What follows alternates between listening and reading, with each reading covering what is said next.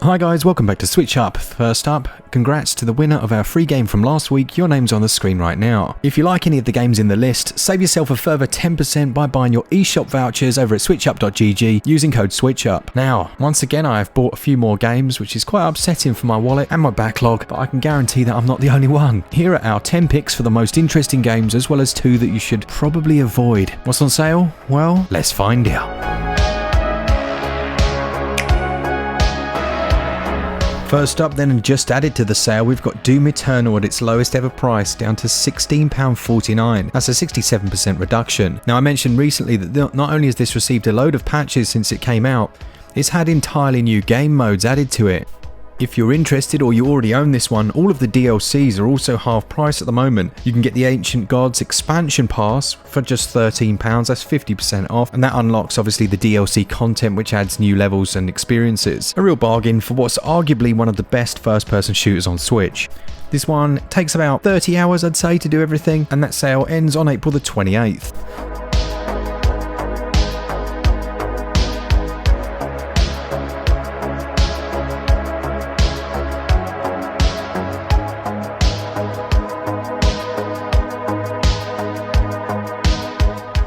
I'm really glad to be able to talk about Dexter Stardust next. If you're a fan of old school point and click adventure games, then this one is going to click with you.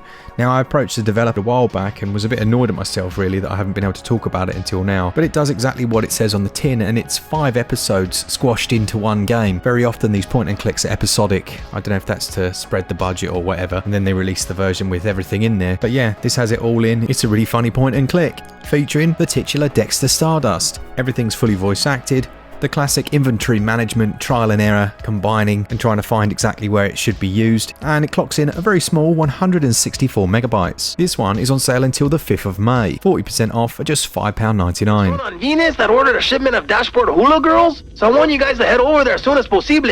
Venus, eh? That's the one with all the water on it, right? Any details? Looks like they live in a pretty inaccessible place, overlooking a cliff. Can we just do an airdrop? Then we've got the outstanding Fez. I hadn't played this one, but it was out a while back and then came recently to the Switch, and you play as Gomez, a very strange 2D creature that lives within this three-dimensional world. Now, the developer had to create a proprietary technique, essentially designing his own software that could do this 3D effect, and it works brilliantly to mix up the puzzles and the general flow of the game. It's got a lovely soundtrack, it's quite chilled out, and it's actually quite a relaxed experience in terms of difficulty, because if you fall to your death, you simply just respawn. A really enjoyable experiential platformer that clocks in at about 10 hours. If you're going to get this one, you got to be quick though, because you're looking at a sale that ends on April the 20th.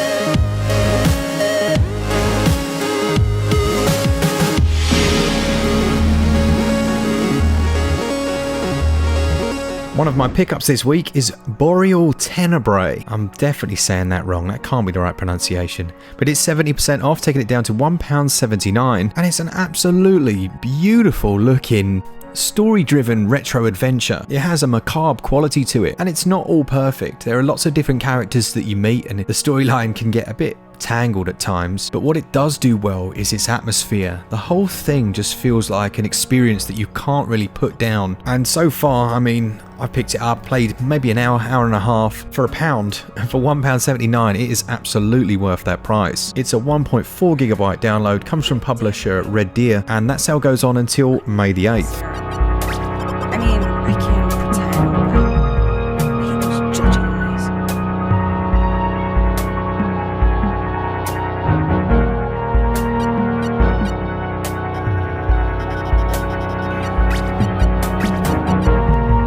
The kids pick this week then is Woodle Tree 2 Deluxe. Now, it's very much a kids game, it's very simplistic. It's one passionate developer who has basically been working his arse off to get these made, and it's 83% off. I was quite happy to spend a couple of quid on this one.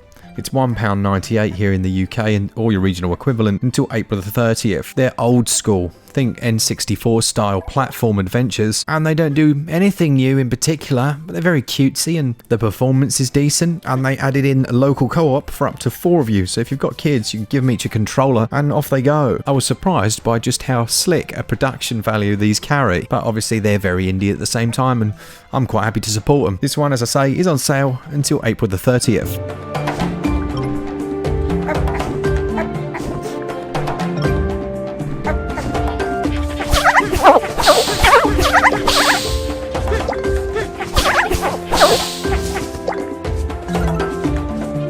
Next up then, and an absolutely essential. This is 100% bona fide essential at this price. At £4.54, 65% off at an already reduced price. I don't think it started at its new base price, but at £4.54 for God's Will Fall, that's incredible. Every time you play, now this is a bit that's going to put some people off, but bear with me, it has roguelite elements. So the roguelite element is that each time that you play the game, you'll start with a new group and you work your way around this island, essentially trying to defeat the gods. You choose who goes into each level, and if they die, they actually get captured by the boss, and you have to choose someone else to either go in or you can leave them. There are siblings as well within your group sometimes, so let's say that your sister goes missing, the brother then gets a buff, so he might become enraged and be way more powerful. But if they lose them or they leave that area and decide not to go and save them, then his morale will drop and his health will drop. I think that's a really cool mechanic. It had a few performance quirks, as in the performance wasn't great in a couple of places. It was good across most of the areas, but it has had a couple of patches as well. I thought it was really good.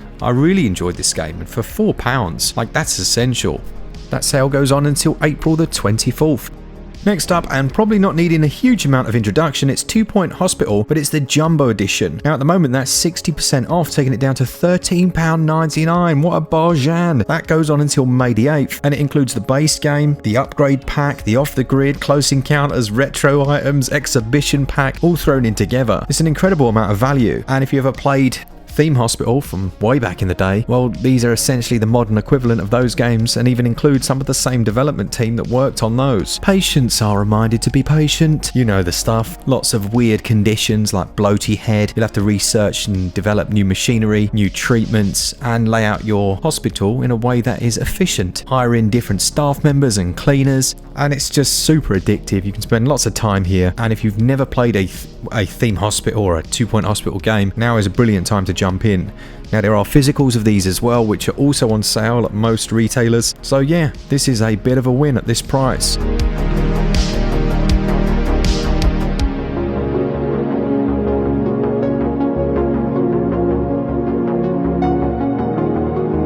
Then we've got Pathway. It wasn't a perfect experience, but it was decent, and at the moment it's 90% off, taking it down to £1.29. It describes itself as a strategic RPG adventure and is set in 1936 over 5 different campaigns. There's a cover system here. It is turn-based combat, and you'll be using your 16 different characters to try and not only defeat the enemy but find any hidden treasure that's within each stage. You can set up and deck out your team in many different ways, and it certainly has a bit of the publisher Chucklefish's token style in it, although it's developed by Robotality. As I say, this sale goes on until April the 24th.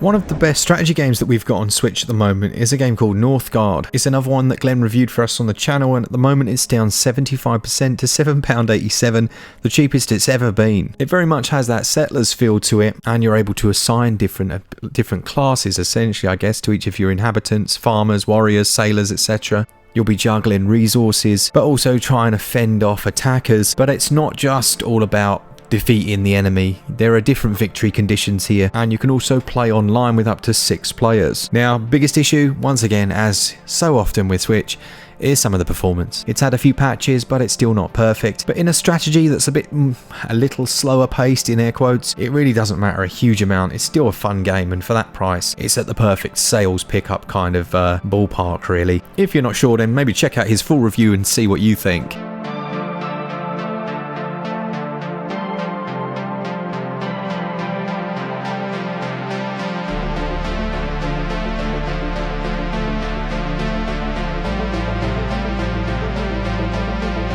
Last but not least then, we've got the delightful Windbound. Now I know it released in a way that a lot of people were quite disappointed with it, like it was lacking a lot of features. It wasn't the most polished game ever, and that's probably being quite nice. It had multiple crashes, but I still thought it was a fun game. Now it's received many patches. The footage you're seeing is from just one patch, I think it was the most recent one. There may have been one more. They added in a new game mode where you can endlessly sail around. They fixed obviously those crashing issues, and they added in quite a few new crafting recipes. I thought it was a good game. It was it's from Deep Silver, I believe, in affiliation with 5 Lives Studios. But for just over £5, I think that's perfect. Much of the gameplay takes part on your ship, and it's very modular. You can add a fire pit to it, you can do multiple sails, you really can design it in a way that you choose, and the sailing's reasonably realistic, where you have to like tack into the wind and things like that. You can tell I don't know how to sail. I've just made the you tack into the wind, is that a thing? I'm not a sailor. All the sailors, let me know in the comments.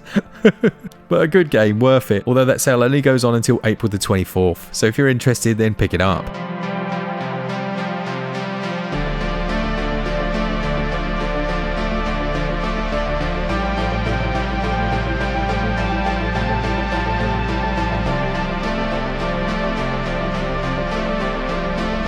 One avoid has to go to the terrible Hollow 2. Now, Hollow released, and I'll be honest, I had some moments where I thought this is okay, and then it got super janky. By the end of the game, it was like crashing all the time, which was a bit annoying. Well, it was very annoying. But the second game was just awful. It took all the good things about the first one, similarities in a way to things like Alien Isolation, and replaced it with like fast-paced, really janky enemies that just run at you, terrible hitboxes, appalling dialogue. It was just bad. And surprise, surprise, it's gone on sale. They've changed the thumbnail, and there'll be people thinking, yes please, that looks like a bit of me. Don't do it to yourself is all I can say. It's appalling.